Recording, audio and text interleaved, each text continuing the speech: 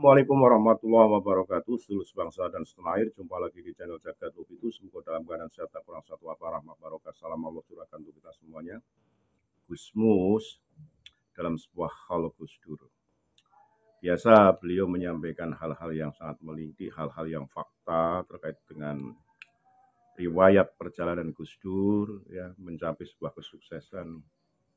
Banyak sekali cerita-cerita yang menyedihkan. Dan bagaimana Gus Dur kala itu berani menantang pemerintahan Pak Harto untuk meluruskan sebuah hal-hal yang tentunya tidak sesuai kebijakan-kebijakan yang tidak pro dengan rakyat. Bahkan Gus Mun sempat menyentil keponakannya sendiri, Ketua PBNU Kiai Haji Yahya Stakuf, dan sempat abang ireng ya, dan tidak enak, tidak cengah dalam berduduknya, dan itu semuanya tentu menjadi sebuah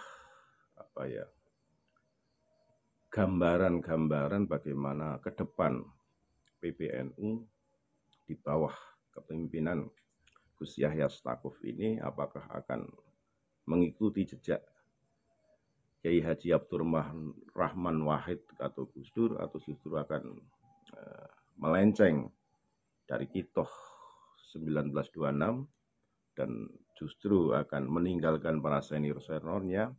Wallahu a'lam. Kita simak videonya sekali lagi, mohon maaf yang saya hormati. Assalamualaikum warahmatullahi wabarakatuh. Hadirin hadirat sekalian yang saya hormati, di sini banyak yang lebih pantas untuk memberikan tausiah. Di sini ada Profesor Dr. Kiai Haji Imam Istiqlal,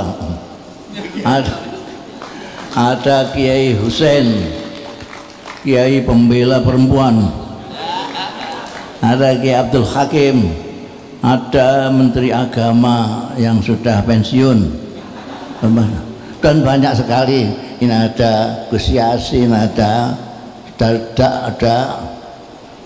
pokoknya ada yang banyak yang lebih pantas untuk tausiah. Karena itu saya akan dongeng saja. Nanti ambillah dari dongeng itu kalau ada tausiahnya. Kalau tidak ada ya sudah, tadi saja yang sudah dianggap tausiah.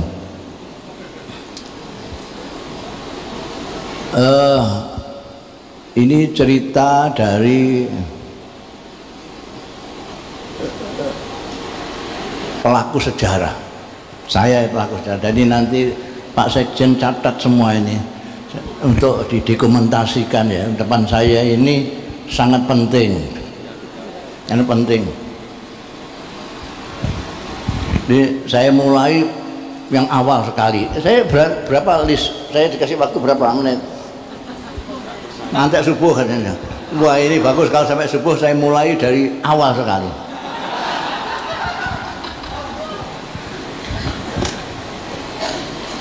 Banyak yang mengatakan bahwa Gus Dur itu drop out dari Al-Azhar. Itu tidak benar. Yang benar, Gus Dur tidak pernah kuliah di Al-Azhar.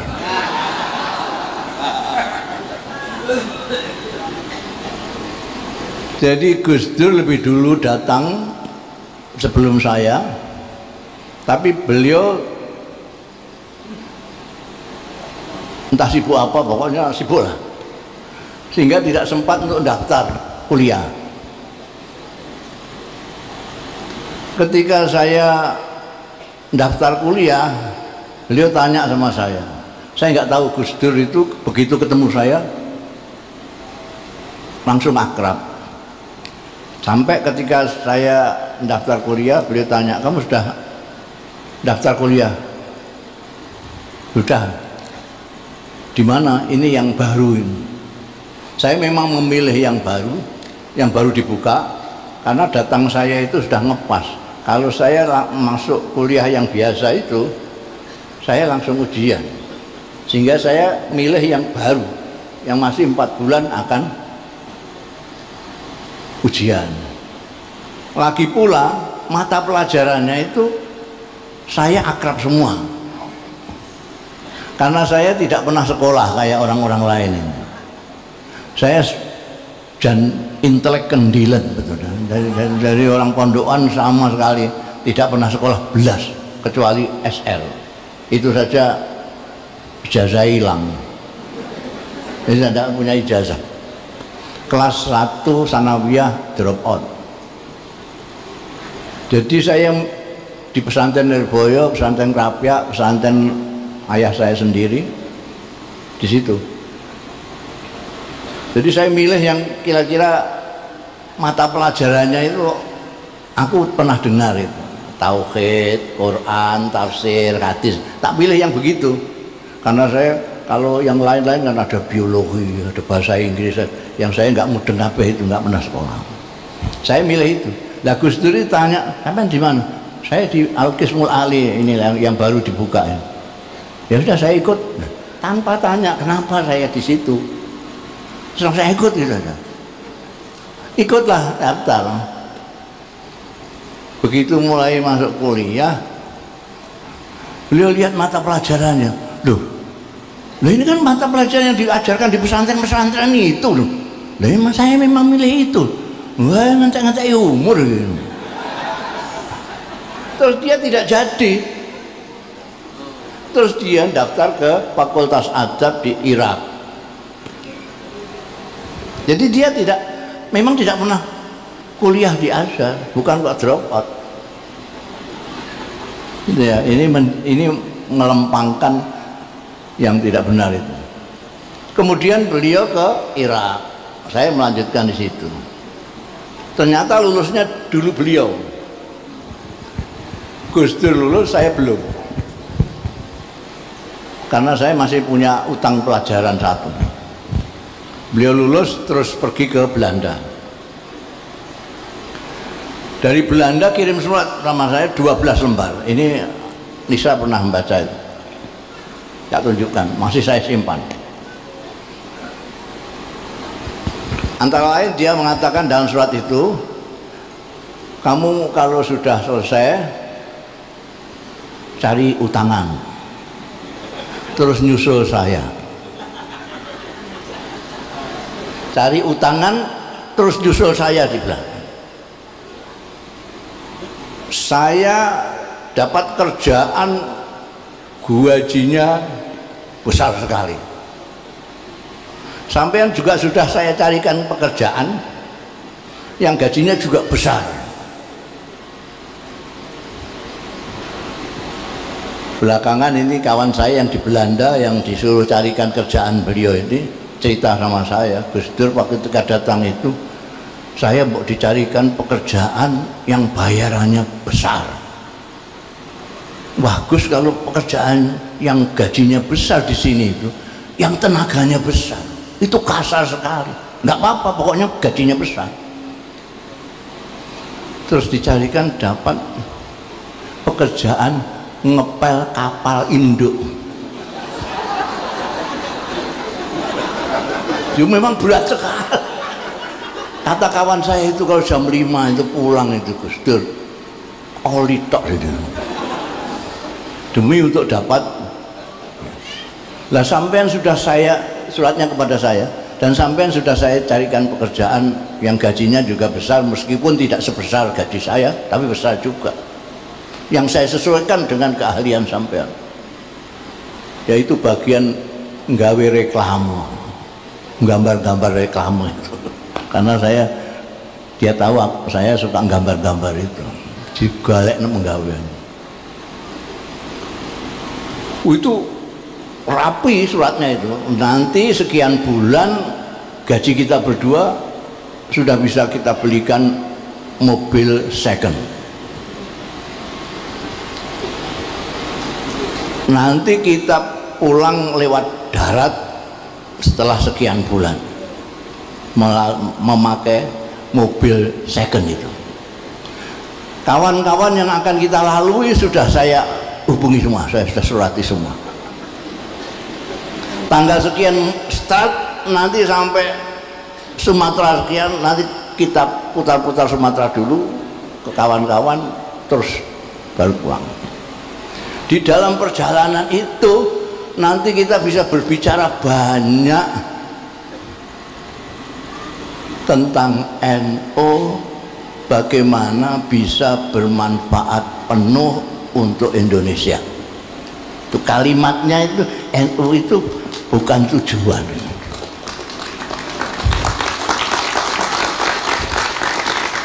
Dan ternyata Indonesia pun itu bukan tujuan juga untuk Gus Dur. Tujuannya adalah dunia, kemanusiaan. Ini saksinya ini, Yahya Khalil Stakuf ini muridnya. Ngaku tidak mengaku, dia ini muridnya Gus Dur. Mbak diangkat jadi juru bicara. Makanya sekarang dia wah mau ke dunia, macam ditaklukkan segala macam sak jagat itu ya. Meneruskan Gus Dur. Kalau malam ini temanya pembaharuan NU, di NU itu yang lahir 26, pembaharuan pertama menurut saya dilakukan oleh Allahyarham Kiai Mahfud Siddiq. Kiai Mahfud Siddiq itu otodidak. Beliau organisatoris tapi tidak tahu dari mana dia belajar organisasi. NU rapi itu zaman Kiai Mahfud Siddiq 37 sampai 40. Punya 2 penerbitan yang tidak mati-mati sampai Kiai Mahfud wafat. Berita NU dan Suara NU. Berita NU untuk intern Nahdlatul Ulama, Suara NU untuk keluar. Kita nggak tahu nanti ini generasi Yahya dan Saifullah ini bisa bikin penerbitan yang nyaingi New York Times. Apa duta masyarakat bisa hidup lagi. Itu Kiai Mahfud yang fenomenal. Kiai Mahfud mempunyai gerakan Mabadi' Khairu Ummah, prinsip-prinsip umat terbaik. Dari kuntum khairu ummatin ukhrijat linnas itu orang belakangan menyangka itu gerakan moral, padahal tidak, itu gerakan ekonomi. Nah ini silakan dilihat itu. Kemudian lama sekali muncul Gus Dur. Gus Dur itu dulu punya kumpulan namanya Pecinta Nahdlatul Ulama. Pencinta Nahdlatul Ulama. Memikirkan mulai dari kiai-kiai dulu itu sudah enak-enak di pesantren kok bikin Jamiah Nahdlatul Ulama, itu untuk apa? Dipikir dan dibahas. Ketemu di mana-mana dibahas itu.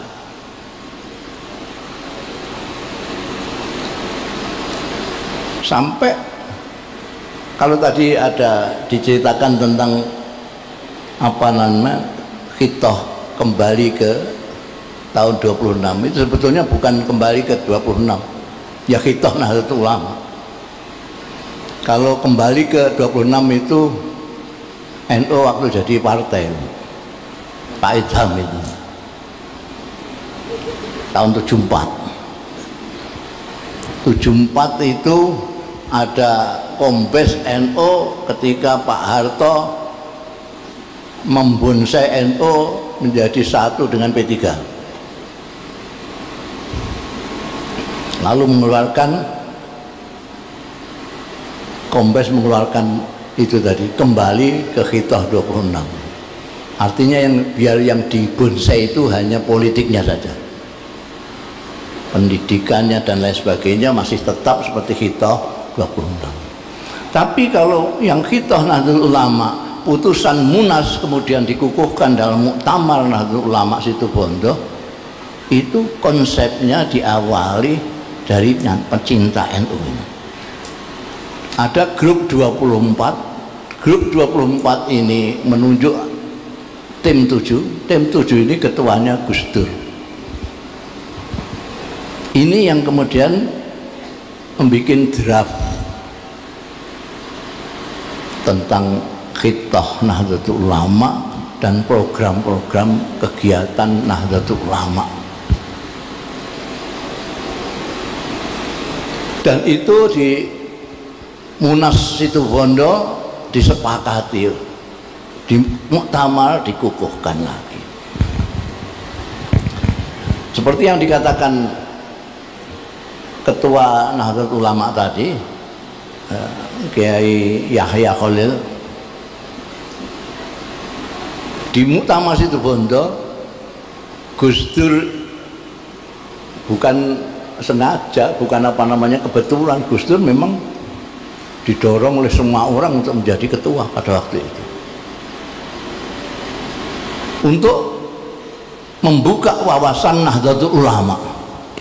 Ketika itu Gus Dur bilang cukup 1 periode untuk membuka wawasan NU ini, sehingga nanti akan kita lihat pada zamannya Gus Dur itu Khittah Nahdlatul Ulama itu jelas ditulis di situ bahwa Nahdlatul Ulama itu khidmahnya bukan untuk orang Islam, apalagi untuk NU saja, tapi untuk masyarakat, untuk kemanusiaan. Sayangnya orang-orang NU termasuk pengurusnya itu jarang baca Khittah itu, padahal cuma 9 butir. 9 butir. Gus Dur menyatakan cuma 1 periode, 1 periode selesai nanti sudah. Tapi beliau lupa kelakuannya orang NU itu kalau sudah seneng. Jadi muktamar berikutnya di Yogyakarta, meskipun banyak hantaman, dibully bahasa sekarangnya, bully sana sini, Gus Dur terpilih secara aklamasi. Di Krapek itu aklamasi, tidak ada pilihan. Kemudian Gus Dur setelah itu ini nuruti wong NU 1 periode ini, bariku wis sakuleren.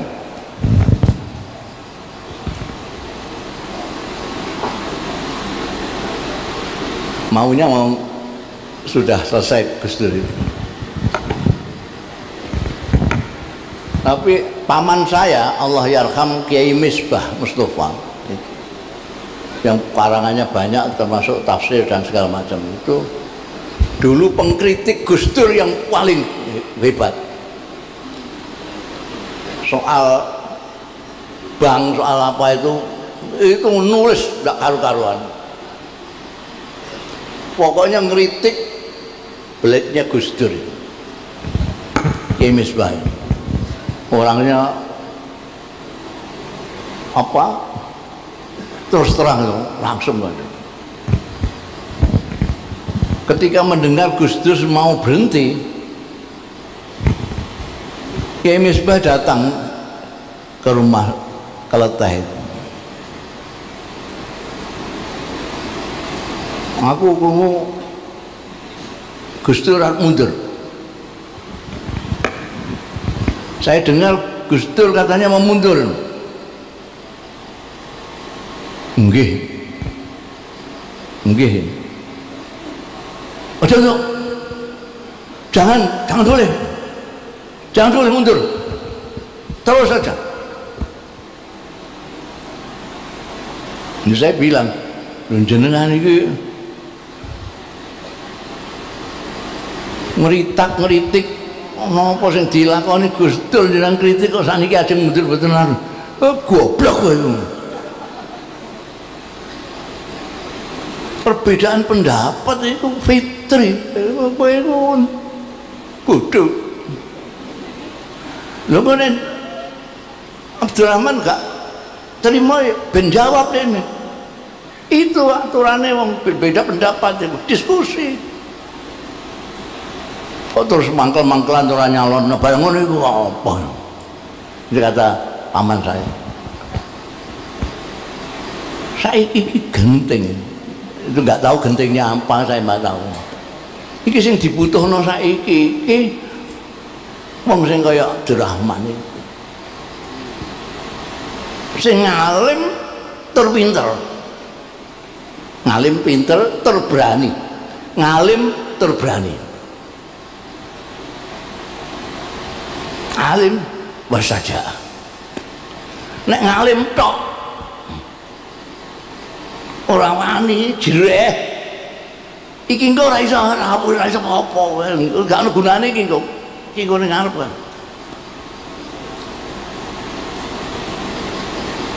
Lah nek wani tok tapi enggak ndek ilmu, kuwi ku nabrak-nabrak kaya celeng.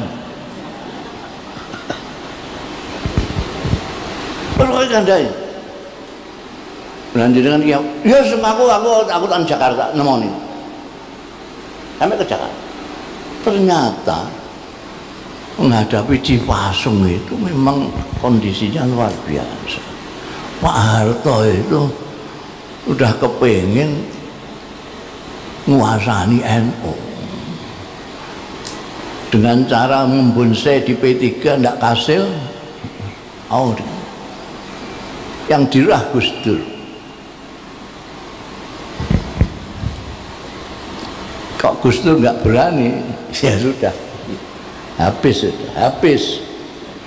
selesai NU di Cipasung. Gus Dur ketua NU tidak boleh naik panggung kok. Gila itu Soeharto. Ketua NU sing duwe gawe kok nggak boleh menang-menangan seperti ini. Tapi Gus Dur di belakangnya kiai-kiai se-Indonesia sampai sing istighosah itu tidak karu-karuan, akhirnya menang. Coba Pak, enggak, Gus Dur sembuh. Loh itu menggunakan bermacam-macam cara untuk menjatuhkan Gus Dur.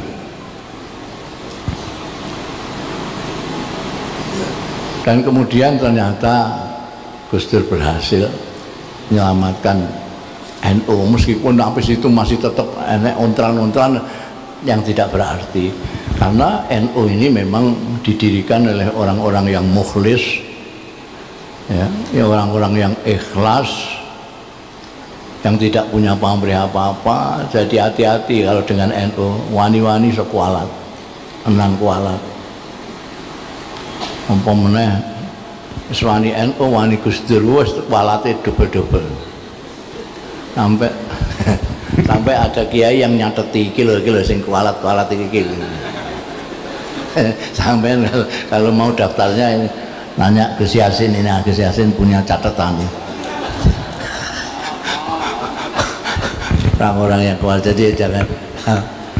Jadi pembaruan NU terutama dari segi pembukaan wawasan orang NU yang selama ini hanya mengurusi dirinya sendiri menjadi mengurusi orang banyak. Dari memikirkan NU sebagai ghoyah, tujuan hidup, hanya sebagai wasilah untuk kepentingan Indonesia. Dulu ada kawan eratnya Gus Dur namanya Allah yarham Dr. Fahmi Saifuddin, putranya Pak Saifuddin Zuhri, kakaknya Menteri Agama mantan ini Lukman Saifuddin. Dua orang ini mempunyai pikiran yang sama bahwa NU bukan hanya bisa untuk berkhidmah, memberikan manfaat kepada bangsa Indonesia, tapi untuk dunia. Dan dua orang ini berpikir terus. Sayangnya ketika Gus Dur dilantik jadi presiden, Dr. Fahmi di rumah sakit tidak bisa apa-apa. Maka salah satu kunjungan pertama presiden pada waktu Gus Dur nilai Dr. Fahmi. Dr. Fahmi nangis, Gus, ternyata sampean sudah bisa jadi pemimpin bangsa, memimpin negara, saya tidak bisa bantu apa-apa. kata Gus Dur. Ya masih Gus Dur itulah, tenang Mi, kamu nggak usah mikir itu lah. Saya sekarang ini kalau berobat nggak membayar. Banyaknya dari mesti ya presiden obat berapa membayar itu. Jadi kalau saya apa namanya Gus Dur jarang-jarang ke keluarga ini bukan menurut saya bukan karena Gus Dur sibuk di NU, sibuk di mana-mana, tapi karena Gus Dur itu memang miliknya orang banyak. Jadi ya itu kehebatannya Bunyai Nuriyah dan putra-putranya itu.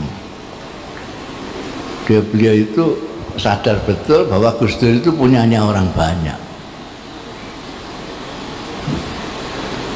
Sebab kalaupun protes ya percuma. Gus Dur itu dulu itu pindah-pindah rumah. Jadi saya tahu lah rekosone Nyai Nuriyah dulu tahu. Di Jakarta itu kayak kucing anak-anak, pindah rono. Kenapa saya tahu? Karena setiap saya ke Jakarta itu jujukan saya mesti ke situ. Bentar, saya mau ke Jakarta. Loh, sampean udah tahu rumah saya belum? Ya sudah gitu, sudah pernah. Enggak, sekarang saya pindah di Cilanda. Pindah. Pun miliknya orang banyak. Saya pernah disuruh nunggu rumahnya, pernah kok. Saya sowan ke beliau ada acara. Sampai saya tinggal dulu ya ini. Saya main ngobrol lah. Ini suruh ngobrol sama Nyai ini, beliau ada acara muter-muter. Pernah terjadi juga Nyai Nuriyah ini ketemu Gus Dur di tempatnya orang. Sama-sama diundangnya, dari ketemunya. Sudah berapa lama Gus? Ya ini baru ketemu ini setelah 3 hari.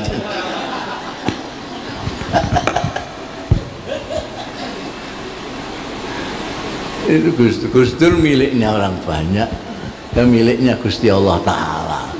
Karena itu Gus Dur itu meskipun presiden, satu-satunya presiden di dunia yang tidak punya dompet.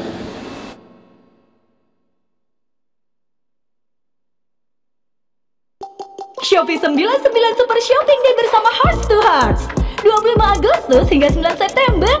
Satu-satunya presiden di dunia yang tidak punya dompet. Ini presiden nggak punya dompet. Presiden nggak punya dompet. Saya saja dompetnya 2, rupiah dan dolar.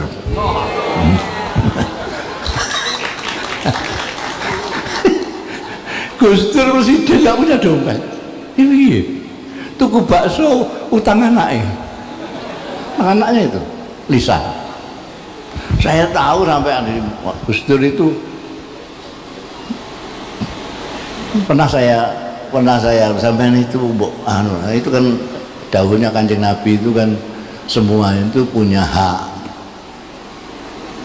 Inna li jasadika alaika hak, inna li ahlika alaika hak.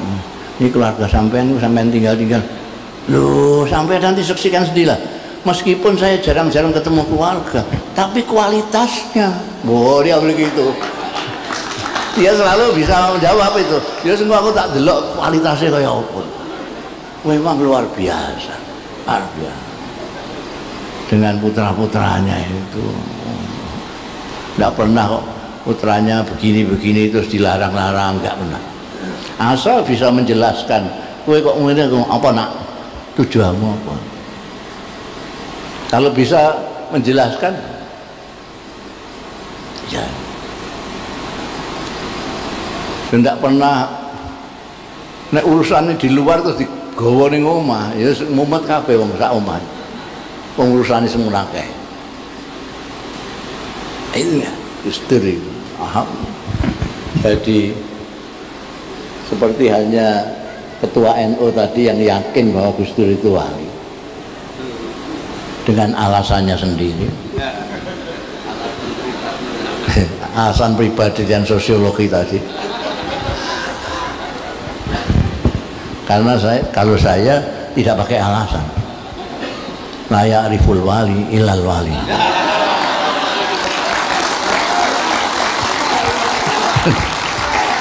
Kalau sampai nak tepuk-tepuk, ada wali kok tepuk ini bagaimana? nanti badal nggak jadi sih. Betul. Ini guyonannya Ainun Najib ini sampai sekarang malaikat mungkar nangkir belum ketemu sama Gus Dur. Karena ditunggu itu masih terus banyak orang.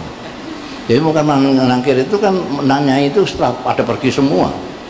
Ini sejak wafatnya sampai sekarang masih terus orang datang terus. Malaikat nggak datang sampai sekarang ini. Kalaupun datang itu Gus Dur sudah la khaufun alaihim wa lahum yahzan. Itu ciri-cirinya. Sampai kalau kepengin lihat wali ya segampang saja. La khaufun alaihim wa lahum yahzan. Dalilnya Quran asli. Udah ning di Jakarta gak dalil iku kok ditakokno dalilnya apa? Dalil Quran.